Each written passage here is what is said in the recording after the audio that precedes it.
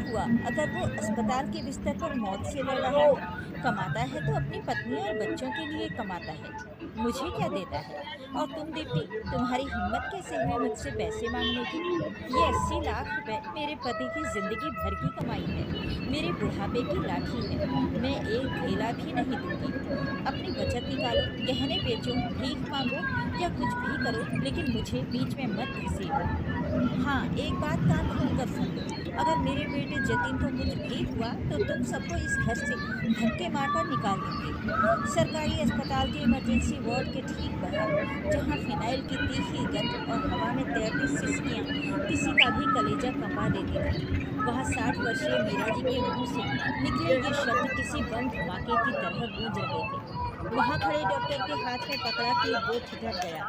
सफेद एप्रन पहने एक जूनियर नर्स जो दवाइयों की ट्रे लेकर भाग रही थी, उसके कदम वहीं जम गए।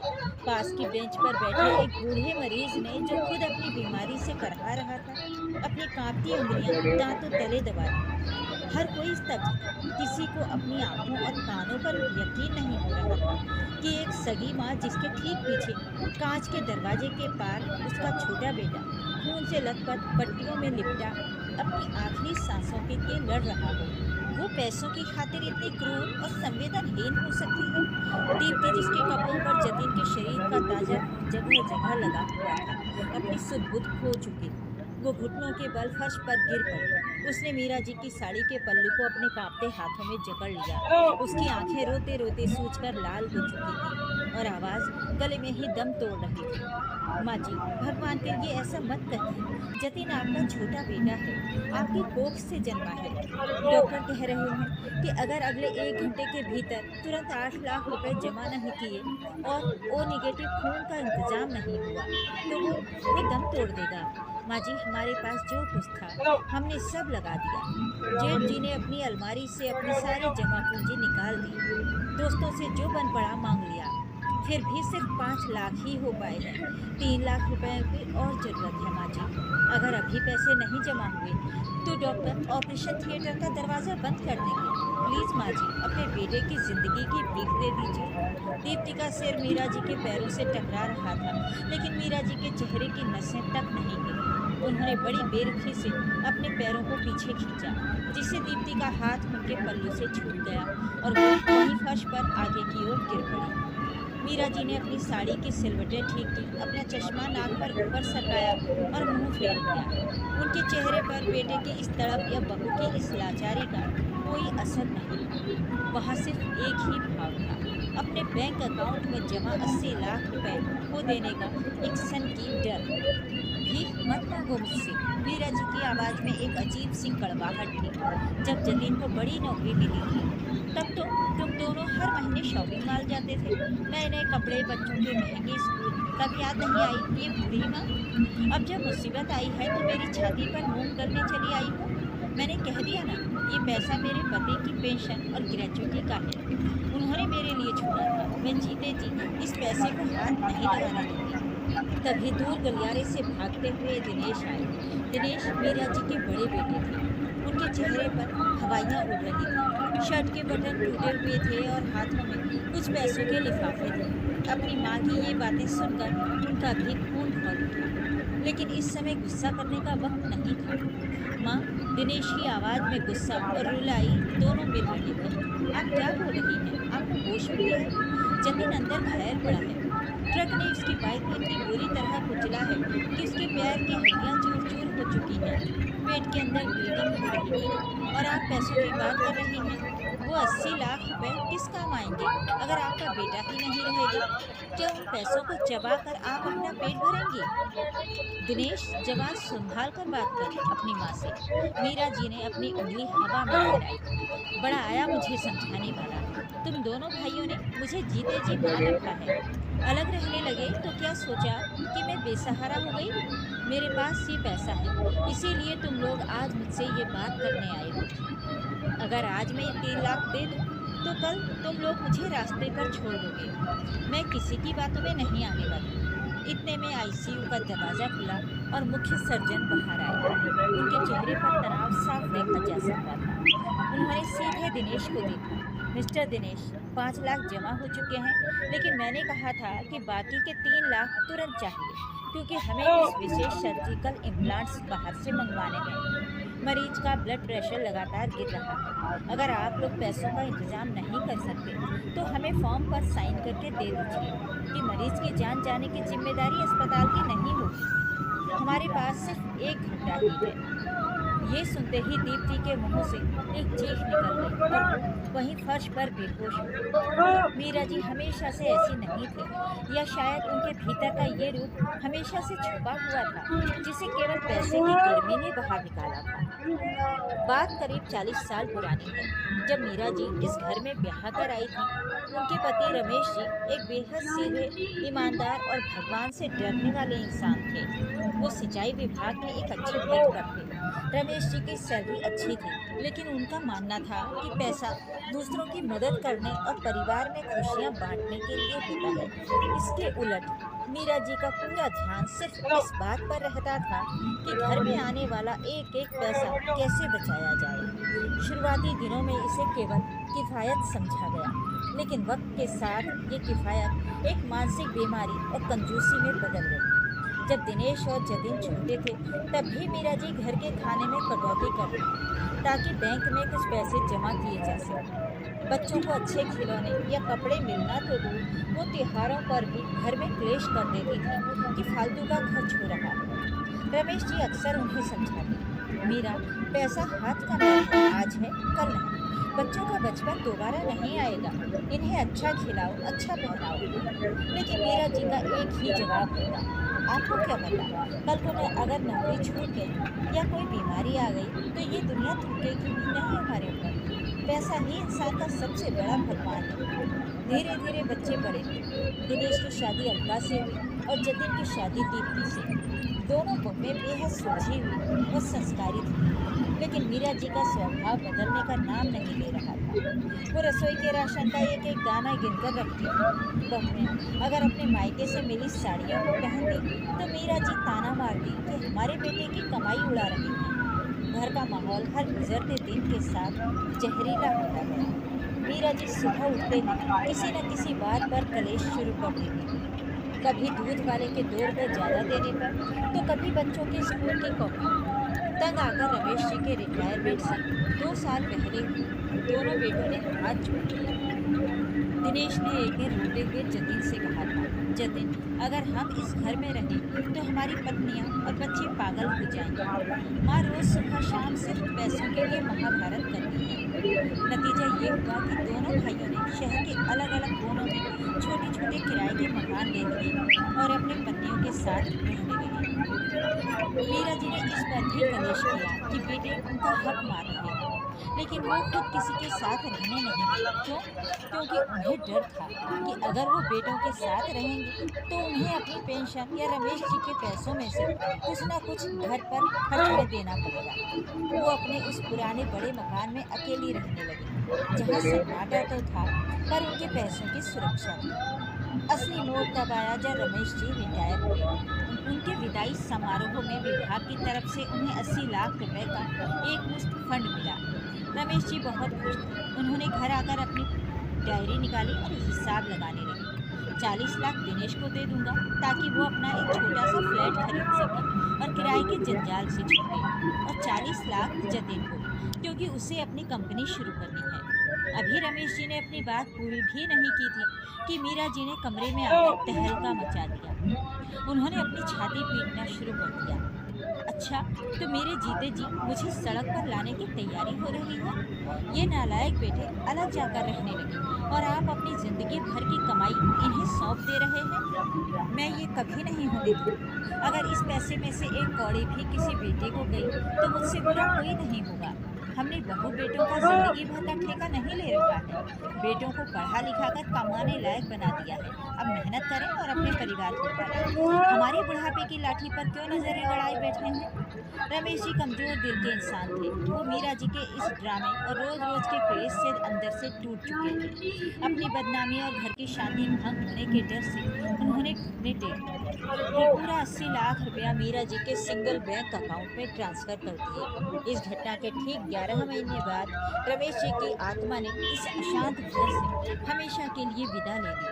उन्हें एक रात अचानक सीने में तेज दर्द हुआ। जब अस्पताल ले जाने की बात आई तो मीरा जी ने वहां भी एम्बुलेंस बुलाने के बजाय ऑटो का इंतजार किया ताकि पैसे बच सकें। अस्पताल पहुंचने से पहले ही रमेश जी ने दिनेश और जतिन के हाथों में अपनी अंतिम सांसें छोड़ दी। जाते जाते उनकी आंखों में अपनी पत्नी के इस लालच के लिए एक गहरा दुख था।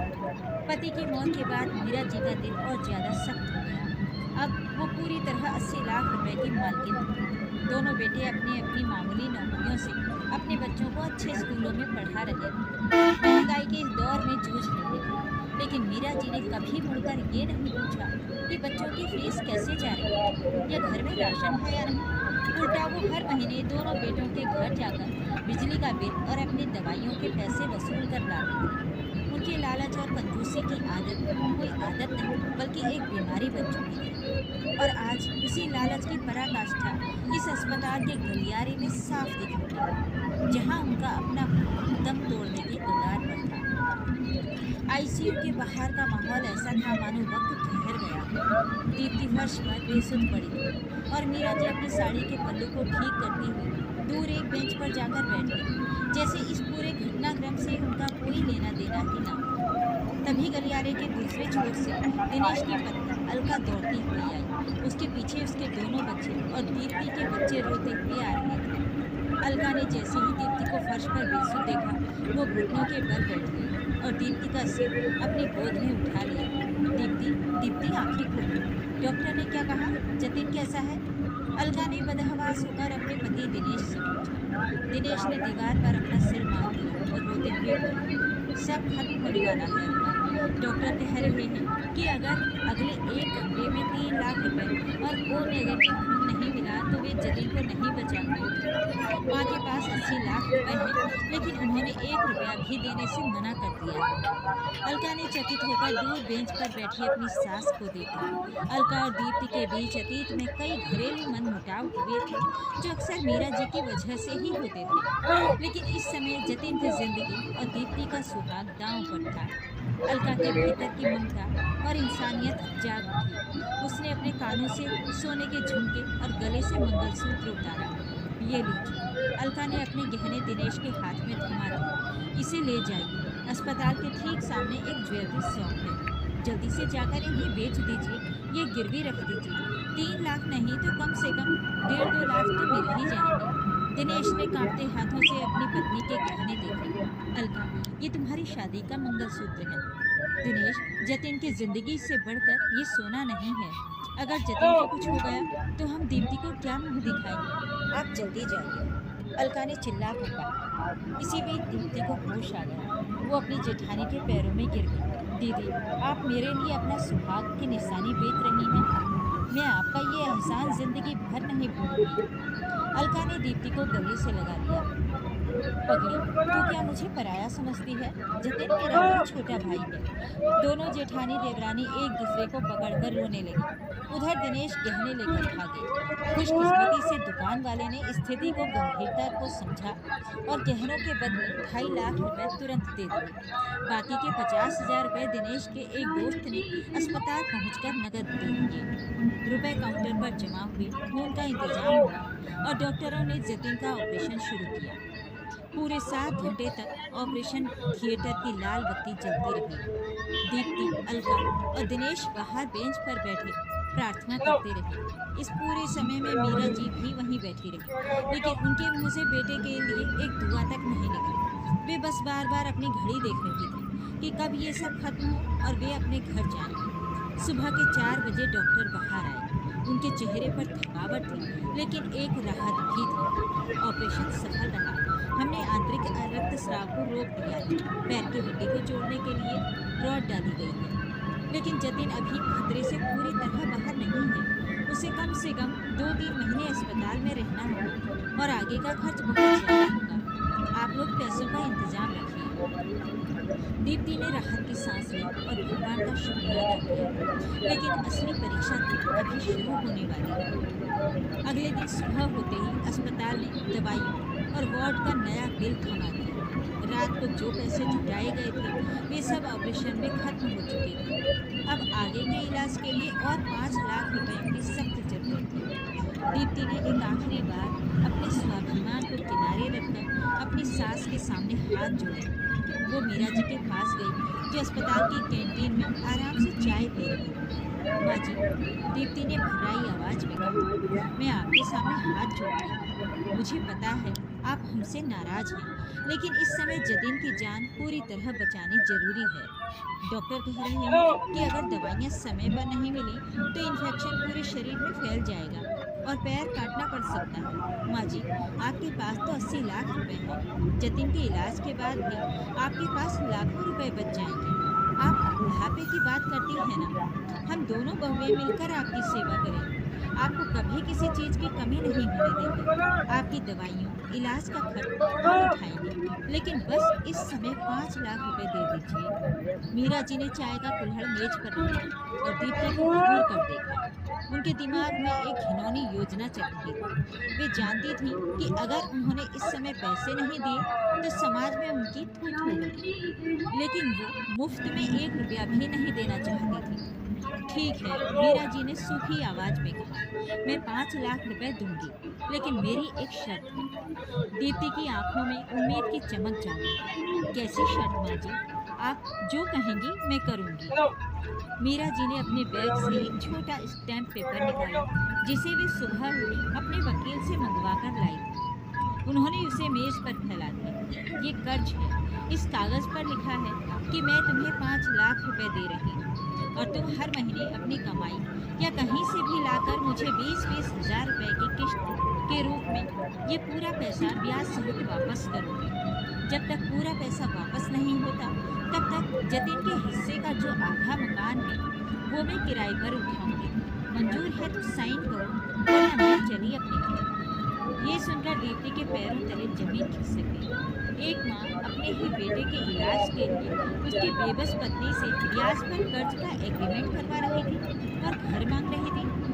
दूर खड़े दिनेश और अलका ने भी ये सुना और वे स्तब्ध रह गए। दीप्ति, साइन मत करना, दिनेश ने आगे बढ़कर कहा, हम कहीं और से इंतजाम करेंगे। लेकिन दीप्ति ने दिनेश को रोक दिया। उसकी आंखों से आंसू बह रहे थे, लेकिन अब उन आंसुओं में लाचारी नहीं बल्कि एक भयंकर गुस्सा और स्वाभिमान की ज्वाला धधक रही। उसने उस कागज पर दस्तखत कर दिए। मुझे मंजूर है माँ जी। दीप्ति की आवाज़ काम नहीं रही बल्कि पत्थर की तरह ठोस हो चुकी थी। मैं आपका ये पैसा पाई पाई करके लौटाऊंगी। और सुनिए, आज के बाद मेरे और आपके बीच कोई रिश्ता नहीं है। आप मेरी सास नहीं और जतिन की माँ तो बिल्कुल नहीं। आप सिर्फ एक साहूकार हैं जिसने हमारे बुरे वक्त का सौदा किया है। मीरा जी ने बिना कुछ कहे चेकबुक निकाली, 5 लाख का चेक काटा और दीप्ति के मुंह पर फेंक दिया। वे अपना बैग उठाकर बिना मुड़े अस्पताल से चले गई। जतिन का इलाज जारी रहा। कुछ दिनों बाद वो सुधार हुई। जतिन को अस्पताल से छुट्टी मिल गई, लेकिन वो पूरी तरह बदल चुका था। उसकी रीढ़ और पैर में इतनी गंभीर चोटें आई थी कि डॉक्टरों ने उसे कम से कम 2 साल तक पूरी तरह बेड रेस्ट या व्हील चेयर पर रहने की सलाह दी। उसकी नौकरी छूट चुकी थी। घर की पूरी जिम्मेदारी अब दीप्ति के कंधों पर आ गई थी, लेकिन दीप्ति ने हार नहीं मानी। उसने सुबह 4 बजे उठकर बच्चों के लिए खाना बनाना, जतिन की पट्टियां बदलना और फिर सुबह 8 बजे लोकल ट्रेन पकड़कर एक प्राइवेट फर्म में नौकरी करने जाना शुरू कर दिया। दीप्ति ने एक प्राइवेट फर्म में अकाउंटेंट की नौकरी ज्वाइन कर ली थी। शाम को 6 बजे ऑफिस से लौटने के बाद वो रात के 12 बजे तक सिलाई और घर के काम निपटाती।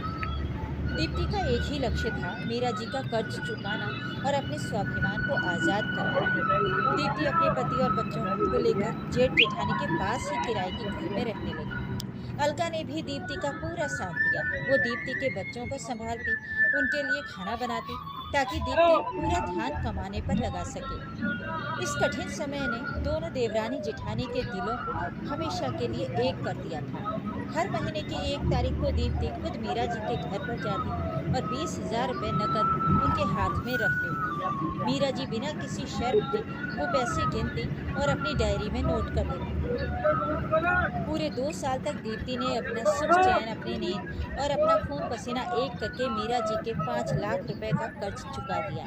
जिस दिन आखिरी किस्त दी गई, दीप्ति ने मीरा जी से एग्रीमेंट का कागज वापस लिया, उसे उनके सामने ही फाड़ कर हवा में उड़ा दिया और कहा, आज से आप हमारे लिए मर चुके हैं। वक्त बदला। जतिन व्हील चेयर के सहारे थोड़ा बहुत चलने लगा था और उसने घर से ही कंप्यूटर पर कुछ काम ढूंढ लिया था। दोनों भाइयों का परिवार अब एक साथ एक बड़े किराए के मकान में रहने लगा, जहाँ खुशियाँ थी, प्यार था और सुकून था। दूसरी तरफ मीरा जी के आलीशान लेकिन सूने मकान में हमेशा की तरह सन्नाटा पसरा हुआ था। उम्र के 62वें पड़ाव पर पहुंचते ही मीरा जी का शरीर बीमारियों का घर बन गया। उन्हें पैरालिसिस का एक हल्का अटैक आया, जिसने उनके दाहिने हिस्से को कमजोर कर दिया। इसके बाद उनके फेफड़ों में पानी भर गया। अब स्थिति ये थी कि मीरा जी के बैंक अकाउंट में 80 लाख रुपए से बढ़कर ब्याज मिलाकर लगभग 85 लाख रुपए हो चुके थे। लेकिन उस घर में उन्हें एक घूंट पानी देने वाला भी कोई नहीं था। वे रात भर बिस्तर पर पड़ी दर्द से कतराई और उनकी नजरें उस अलमारी पर टिकी रहती जहां उनकी पासबुक रखी होती। उन्हें समझ आने लगा था कि नोटों की गड्डियां ना तो दर्द कम कर सकती हैं और ना ही अकेलेपन का सन्नाटा भर सकती हैं। एक दिन डॉक्टर ने साफ कह दिया, मीरा जी, आपके पास अब ज्यादा दिन नहीं है। आपके लीवर और किडनी फेल हो रहे हैं। आपको अब सहारे की जरूरत है। अगर आपके परिवार में कोई है तो उन्हें बुला लीजिए। मौत की आहट सुनते ही मीरा जी का सारा अहंकार, सारी कड़वाहट और सारा लालच रेत के महल की तरह ढह गया। अब उन्हें अपने बेटे पोते पोतियों की याद आने लगी। उन्हें अपने पास बुलाएं तो बुलाएं कैसे? पर फिर भी उन्होंने कांपते हाथों से दिनेश को फोन मिलाया। दिनेश बेटा, एक बार आ जाओ। जतिन, बहुओं और बच्चों को भी ले आओ। मुझे तुम सबसे कुछ कहना है। उसी शाम पूरा परिवार मीरा जी के उस ठंडे और उदास मकान में दाखिल हुआ। कमरे में दवाइयों की दुर्गंध और सन्नाटा पसरा था। मीरा जी बिस्तर पर लेटी, उनका शरीर सूख कर कांटा हो चुका था और सांसें उखड़ रही थी। उनके सिरहाने पर उनकी वही पुरानी चेकबुक और पासबुक रखी। जैसे ही उन्होंने दोनों बेटों और बहुओं को देखा, उनकी आंखों से आंसुओं का सैलाब बह निकला। उन्होंने हाथ जोड़ने की कोशिश की, लेकिन लकवे के कारण उनका दाहिना हाथ उठा ही न गया। मेरे बच्चों, मीरा जी की आवाज़ में झिग्गी बन रही थी, मुझे माफ़ कर दो। मैं पैसों के लालच में इतनी अंधी हो गई थी कि अपने ही बच्चों को दुख दिया। मैंने तुम लोगों को बहुत तड़पाया है, बहुत बड़ा पाप किया है। लोग कहते हैं कि पुत्र कुपुत्र हो सकता है, पर माता कुमाता नहीं हो सकती। पर मुझे देखो, मैं कुमाता बन गई, लेकिन मेरे बच्चों ने फिर भी मेरी फिक्र करनी नहीं छोड़ी। मेरी एक आवाज़ पर तुम सब भागे भागे चले आए। मेरे बच्चों, मैं पश्चाताप की आग में जल रही हूँ। देखो, भगवान ने मुझे सजा दे दी है। मेरे पास अब कुछ ही दिन बचे हैं। मेरे अकाउंट में इस समय 85 लाख रुपए हैं और मैं ये सारे पैसे अब तुम दोनों भाइयों के नाम करना चाहती हूँ। ये चेकबुक लो और अपनी माँ को माफ़ कर दो। मुझे इस पाप के बोझ से आज़ाद कर दो। दिनेश और जतिन दोनों चुपचाप खड़े रहे। जतिन अपनी व्हील चेयर पर बैठा था। उसकी आंखों में बीते दिनों का सारा मंजर घूम गया। अस्पताल का वो गलियारा, दीप्ति के आंसू, अलका भाभी का मंगलसूत्र और माँ के बेक्रूर शब्द। जतिन ने अपनी व्हील चेयर को थोड़ा आगे बढ़ाया। कमरे में केवल मीरा जी के रोने की आवाज़ें आ रही थी। जतिन ने बेहद शांत, गंभीर और दिल को चीर देने वाली आवाज़ में कहा, माँ, आपका खाना, आपका कपड़ा, आपकी दवाइयाँ, आपके इलाज का आखिरी दम तक जो भी खर्च होगा वो मैं और बड़े भैया मिलकर उठाएंगे। हम अपनी जेब से खर्च करेंगे, वो हमारा फर्ज है और हमारे संस्कार हमें अपनी जिम्मेदारी से भागना नहीं सिखाते। लेकिन अब मैं या दीप्ति तुम्हारे इस पैसे का क्या करेंगे? मीरा जी ने रोते हुए कहा, बेटा, ये तुम्हारी जिंदगी संवार देगा, बच्चों की पढ़ाई नहीं। माँ, जतिन ने बीच में ही टोक दिया। उसकी आवाज़ में एक अजीब सी कड़वाहट थी। जब मेरे बच्चे फटे जूते पहनकर स्कूल जाते थे और दीप्ति रात रात घर से